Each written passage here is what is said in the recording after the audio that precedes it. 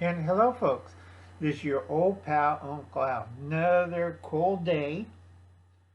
Remember, I told you about the polar vortex. And the second one is forming out in the west coast. First one is hitting the east coast and probably Canada by Christmas. It's marching through, and we got to get ready for the second wave. Now, the second wave already dumped a lot of snow in British Columbia. Now, this is polar vortex. And people wondering, what's different, Uncle Al?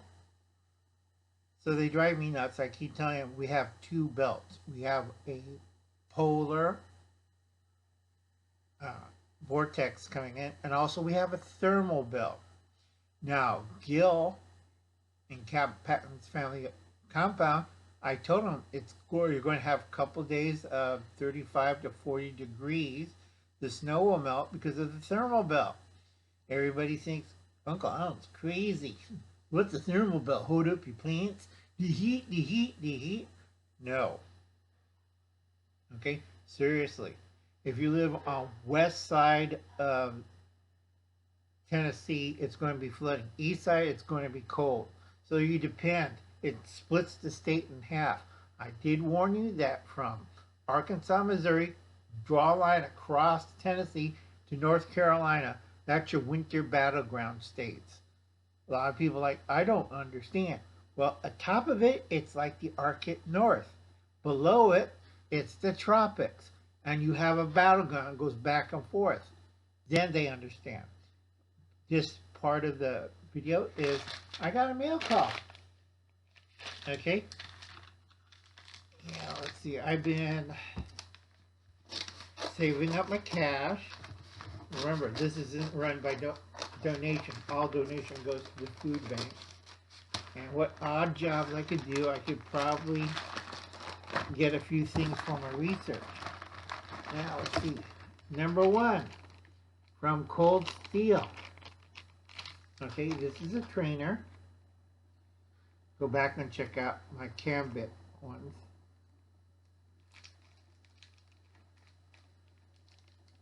Man, they make these bags really tight. Did they press seal these again? Yeah, they press seal it. See? I hate when they do it. I like it when they have the old bags where you just pull the top and it pops out. But times are getting tough and they're getting cheaper. Okay, normally this isn't considered one of the banned plastic weapons. But anyway, I wouldn't do it for real. But it's a good trainer and I'll show you tricks on positioning and stuff. That's fairly easy and safer. Okay? Uncone's old and he has arthritis, so my manipulations on this is pretty bad. But yeah, once I get a stand and a proper setup, I can show you things you can do with this. This is safer than flipping around a sharp weapon. Now remember, the point and the edge right here, okay? See that? It's totally safe, so you don't get hurt. There's others where it's more thinner. Yeah, that'll still cut you.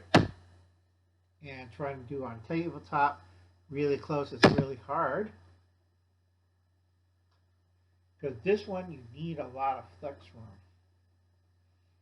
Okay, and remember folks, if you know what you're doing, self-defense against a Cambit, you grab this portion and snap off the finger.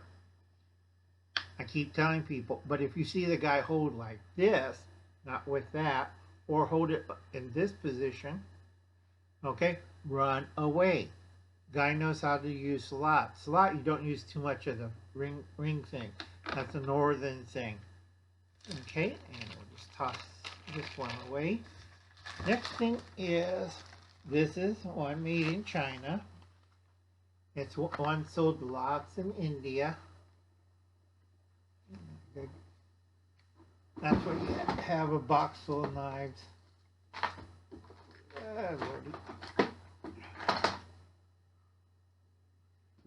Yeah, let's see if we can open this up. Remember, Cambits used to be tools, not weapons, tools, folks. And they fall into the weapons category. Now I should get another package and I'll show you the big difference between the two. Pull that out. And this is one of the most things that you see in India. It's very popular. Okay? And they try to outlaw this because a lot of people get hurt. Now, let's see if I can take this apart. Okay? And it has a little sheath, hangs around your neck. This is rarely done, and it has a, see that right there? Okay, it has a pretty good catch system to it. And you have, again, mostly color. It will work. It will hurt the hell out of you. Now, comparing to the cold steel, this is a little bit smaller. This is training, but it's still the same length as the original. Now, I'm not going to be flipping around this. I don't have the space and I don't have the moves. But either way position, you know, you've got to be careful. Because A, somebody knows what he's doing, will grab at a certain point. And what happened to your fingers? Crunch. All right? Now, this is lethal if you're doing against arm strikes. Okay? Because I'm not going to put the sharp edge against my arm. Against the arm, against the throat, eyes, nose, ears. And if you get hit below the belt, what do you think is going to happen? Not very fun if you're going to lose family jewels and other things falling off. Okay, this is a close range weapon. In untrained hands, it's more deadlier to the user than to the victim. So I warn people, be very, very careful when handling stuff like this. Also, when I see people trying to explain survival techniques on it, all they're doing is bad fighting motions. This is good for cutting things, boxes, roots, vegetables. If it wasn't painted up like that and just plain, it's an everyday tool. Opening boxes, eating lunch. Now, if I pull this out during lunch, people like and freak out. Okay. So, like I said, India's trying to ban this. It's considered their version of a switchblade. Because a lot of young people who are stupid. What's kind of funny is a lot of young people end up with like a broken finger or a missing digit. Or the Indian police kind of go, God, stupid. And a lot of people who knows Indian martial arts are laughing their heads off because they're watching too many games and watching too many cartoons. You could get hurt if you don't know how to use this. Indonesia, it's commonplace. It's considered a tool, so it doesn't bother them. And anybody stupid enough to pull one of these out in Indonesia, more likely you're going to get shot. Okay, so use your brains, folks. Indonesia is not the place to screw around. It's a blade in hand, bullet in head. Okay, now, I'll put this one away.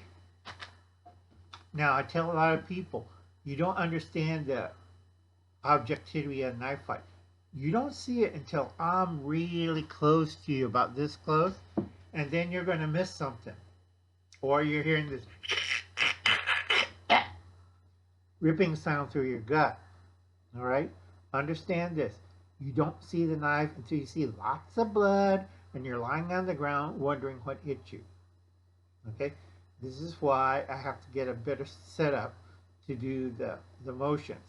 Because it's not a toy, folks. It's for skilled use. And a lot of people don't get that. Okay? So like I said, it's one of the interesting Southeast Asian arts, especially around Malaya, Indonesia, and the southern Philippines. This is very commonplace. Okay? Mostly a tool, but can be used as a weapon in the proper hands. All right? It's not a, you could stab with it, but it's not preferred. It's a gutting and slashing weapon. So if you don't want to lose your family jewels, your nose, your ears, your eyes, your throat, it's going to slash and gut. And this design right here, because most blades are straight, you only have a little wound. This one, you have a wound about this big. And if you're a surgeon, I'm going like, son of a, to sew that up, it's going to take time. And I'll catch you later, folks. I hope you enjoyed this mail call. And Merry Christmas. I'll be seeing you. Long live the Republic, and do something good for your fellow man. Bye now.